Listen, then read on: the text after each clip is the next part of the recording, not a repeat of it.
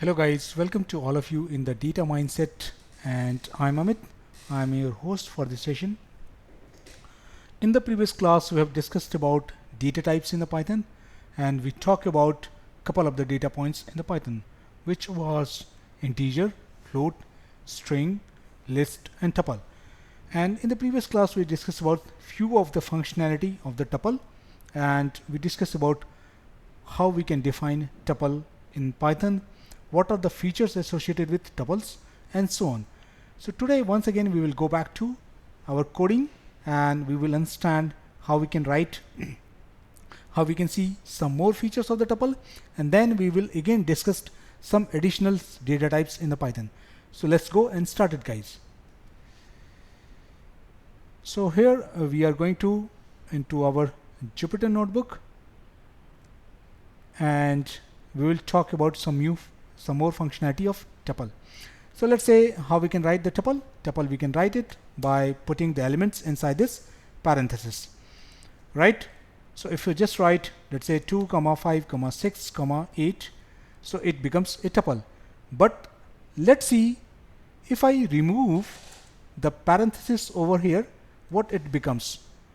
So the question is, if I just type print a, and if I type of a, what it will be return me?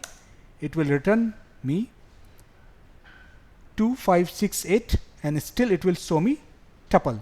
So please make sure that is, guys, if the bracket is not there, bracket means parenthesis is not there, but the values are separated with the comma, Python will still consider that this is a tuple. Okay, and it will have a all the functionality related with tuple. So again, this object is a tuple data type. Now let's see which are the features associated with tuples, or the function associated with tuples. How we can do that? Just put a and press tab and then press tuple. So here you can able to see that all the functionality related with tuple. A dot press tab. So you can say that these are the functionality. So here we have only two functions, which is count and index. It is on my Python version, which is 3.11.9, but in the latest version, which may be 3.14 versions, you can see some additional functionality in tuple. Maybe one more functionality you can see, that is. So in the latest version of the Python, you can see three functionality in tuple, but in my versions it is only two functions. We can able to see that, but no worry, in that we will explore that one also. Right now we can say that is, if we can able to identify index. So let's say I use index functions and I try to find it out, a dot index, and let's say which index value I trying to figure it out. So we can say that is the values starting 0 and stop is this is bigger number, right? So it is returning me the index value, and it goes to the up to this number. It's a very massive number. So let me see over this index. So let's say I just put it with a value called 2, and if I run a.2, so what it is giving me? The index value of 2, right? Similarly, if I write 5, so because 5 is my first indexing values, so it will give me 1, right? And so on. I hope you can able to understand it, what is tuple and what are the functionality associated with tuple. So again, if anybody asks us what is tuple, so you can say tuple is one of the data type in a Python that can store heterogeneous element and that follow order of indexing, and it is immutable data type. Okay, all right, now let's go and we will talk about dictionary. So I'm writing dictionary in Python. It is one of the data type in a Python, and inside the Python we can represent dictionary by curly braces, and inside the curly braces the structure of the data will be key value pair. So let's say I just write it down, name, and inside the name, let's say the value of the inside the name, the value of name is Rohit, and the contact number, let's say this is like this number, and let's say email, or maybe let's say city, is, let's say, Delhi. Okay, so here look at this entire structure. Here the value of name is Rohit, the value of contact number is this number, and the value of city is Delhi. So you can say that is inside the curly braces, the first value which we say key, and after the colon this is a value of the key. Again this is a key and the value is associated with this key. This is again a key and this is value associated with this key. So the structure of dictionary inside the Python is, you can say, it's a key value pair, or you can say keyword pair. Both you can say, key value pair or the keyword pair you can say. So what are the key? Name, contact number and city. And what are the value? Rohit and this phone number and the Delhi. These are the values. So key is name, contact number, city. The value are Rohit 97434321 is a value and Delhi is also a value. So this is becomes a dictionary inside the Python.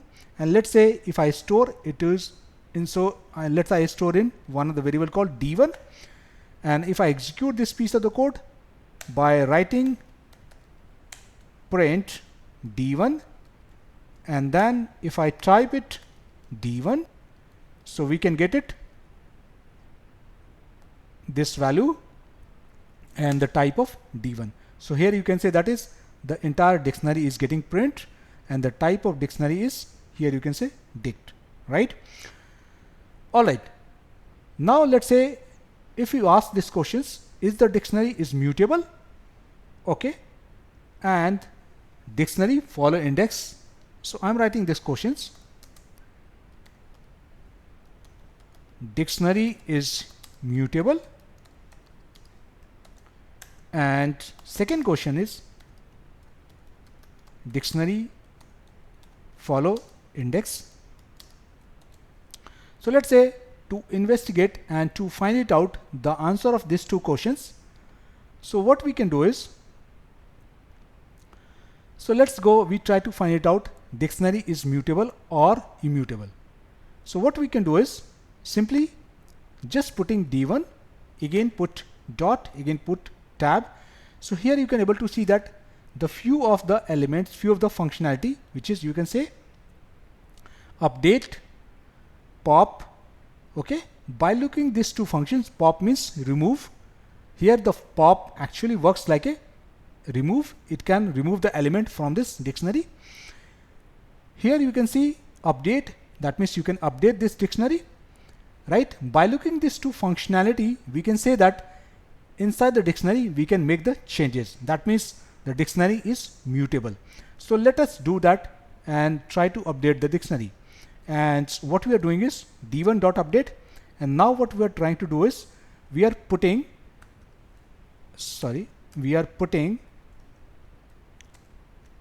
the dictionary inside there. And now this time what I'm trying to do is, let's say I'm putting email, and the value of email, for example, let's say rohit123@gmail.com. and if I execute this piece of the code and try to print my D1, so how it looks like, you can say that is the my dictionary has been updated, correct, by email. So by looking this operations, we can say that is we can able to make the changes in the dictionary. That means dictionary is mutable, right? Let's say if I try to remove the one of the element from this dictionary, so what we can do is we can again put D1, then followed by dot, pressed by tab, and now what we're trying to do is we can use pop. So what pop is does, look at here, it is saying that remove specified keys and return the corresponding values, right? So let's say I'm just trying to remove, contact number, and now let's say I'm putting over here contact number, and then I'm going to print my dictionary once again, right? And let me execute this piece of the code. So putting shift and enter, so you can see that is my contact number key and the value has been removed from this dictionary. So again, we can see that this time we can able to remove the elements from this dictionary. So what we have learned so far, we can say that dictionary is mutable data type, right? Okay. Now let's go to the second part, which is dictionary follow index. To test it, so what we can do is we can simply put D1 and then put dot press tab. So can you see that is the index function over here? Okay, can you see that it follow index functions? So here no index function is there. So now you can say that is dictionary doesn't follow index. Okay, dictionary doesn't follow index because there is no index function inside there. Okay, so I hope you can able to see that, you can get this answer. Dictionary doesn't follow index. So I'm writing dictionary does not follow index, right? So let's say we wanted to test that dictionary follow index or not. So one more test we can do it. Simply we can write D1 and then put 0. So what we are getting is, here we are getting an error, okay, and it's saying 0 because it is not understanding what is 0 inside there, right? Because it doesn't follow the indexing, right? So here we can learn it that dictionary is one of the data type in Python, and the structure of the dictionary is associated with key values pair. It can also store heterogeneous elements, and it is mutable data types, and it doesn't follow order of index to store the element, right? So this is about dictionary. I hope you have enjoyed this session. Please let me know if you follow any challenges, and let's connect for the next class. Thank you.